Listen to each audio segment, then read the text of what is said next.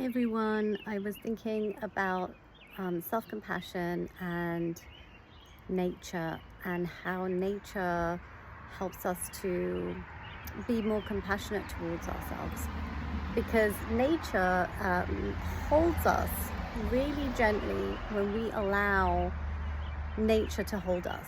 So just sitting outside and allowing yourself to be held with love by the trees, by the sound of the birds, brings in a heart quality of attention that we all need, especially when life is moving fast. We are in the to-do, and this is allowing us to be.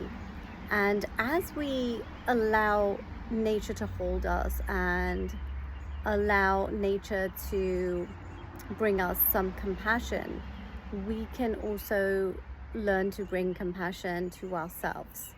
It is an act of radical self-acceptance, just as we are in this moment.